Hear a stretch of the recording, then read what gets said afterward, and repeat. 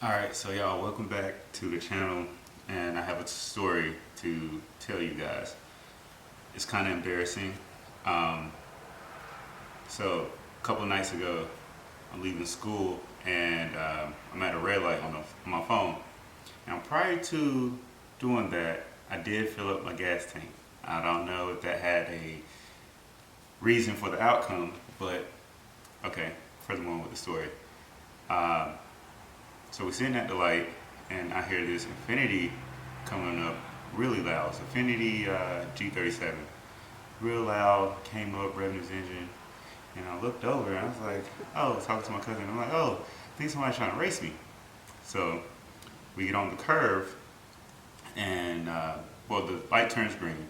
We get onto the highway, so the road curves around, and in that curve, I take off, and I'm like this far ahead of him. And then when it comes up to the straightaway, it starts to go like that, and he slowly passed me. And I'm not gonna lie, I thought about this all the way home. Now, mind you, I have the E60 550 with a 4.8 liter V8. That's pushing out on paper like 370. I guess at the crank or whatever, 365, however you want to put it. And I go home, and I'm a part of the BMW forum on Facebook. So I asked them like, yo, nobody don't laugh at me. This what just happened. I just lost to an Infiniti G37. And yeah, and here are their responses. When I got home, I posted in a group, don't laugh at me, but how did I just lose against a G37 and I have a 550? I guess it wasn't stopped. So the comments are as follows. Once I posted, the first response was from my guy Justin. He told me that the G37 has more low-end torque, and I guess that's what helped it pull. And and also he had that car before, so he's able to tell the difference between the two. And now he has an E60. So somebody also said from the group, our cars are heavy and not really that fast. Probably only making 310 at the wheels. And then comments under that, people were saying that they were telling me I should get a 535. And those are cool and all, but when you start messing with the exhaust on the V8, the sounds are completely different, and I like that about the 550s. More comments about I should get a 535. Let's see. Somebody said that sounds suspicious to me. I understand that would have sounded suspicious to me too if it didn't happen to me. This was funny. And Lou over here trying to play my driving skills. I'm a great driver. But alright. Somebody told me to buy their M5 and I'll never lose again. If it's the E60 M5, I mean it's cool, but the maintenance of that car scares me, so sorry bud, that's a no for me. Then more people saying that the 535 is better. You can just tune it and it'll be faster than the 550 and even the M5, but that's cool. But like I said, I still like the exhaust note of the V8. Somebody also said, are your cats clogged? Any check engine lights on? None of that, okay? That wasn't the reason. Excuse me. Someone also said, am I running 93 octane? That's the only thing that goes in here. So, always premium. Then this is the comment by a guy named Kev. He said, if his car had an empty tank and I had just filled up my car or had passengers in it, that could possibly make a difference. And that's why I said I think that could have been the reason, because I did just fill it up And also, I don't recall putting the car in sport mode. And I don't know if that could have helped at takeoff or change the gears a little bit faster. I don't know. Further down, somebody said you had an extra seatbelt in there. That probably slowed you down.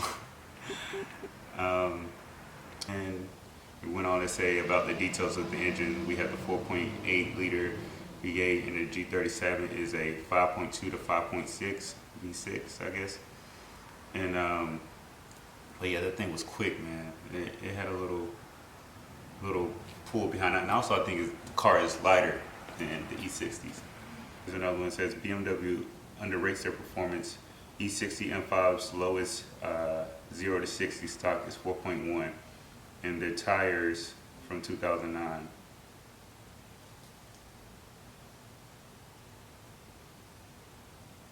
I think he meant that tires from 2009. Same for the 550. Those hit 60 around 4.5. The G37 must have been supercharged because they struggle against my E46 M3. Interesting. That could have been. It did sound a little wild under the hood, but I wasn't expecting what happened. Somebody replied to that, said the M3 is a different beast. They actually advertised the M3 quicker than the M5 0 to 60. And it's like trying to compare a 535 to a 335. Same exact engine. 335 is always, I guess he meant to say, going to be quicker. The G37 is advertised as fairly comparable to the 5 Series. And then also some more people said there's a lot to go into play. Driving errors, gearing, gear selections, etc. So I can agree with that. Like I said, my car was in a different mode. Maybe he was already race hunting that night and I was taking a phone call. But not to make a bunch of excuses because, I don't know, I was really disappointed.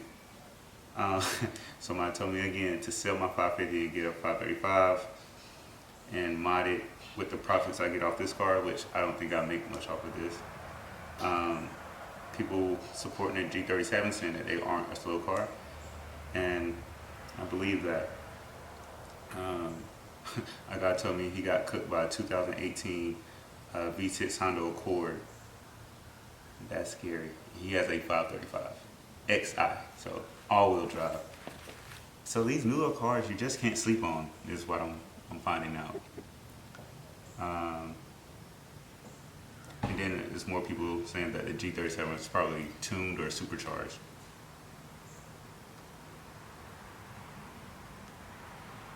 But yeah, that was overall the letdown I just had with my car, and I can't believe it because normally I feel like this car is pretty solid with the speed because sometimes it like jolts me back and gives me a little shock, but I don't know what to say. It's kind of sad because, you know, the ego definitely takes a shot. And I wonder if he just looked at my plate and was like, oh, yeah, every time I see that car around, I know I beat him in a race. Well, I feel like we might need to run that back. So whoever that was with the Infiniti G37 that saw me with the custom plate that raced the 550 a couple nights ago, let's run that back. Maybe at a dig and at a row because I can't believe what happened. And then we have like less than a full tank in there too, because shit is sad.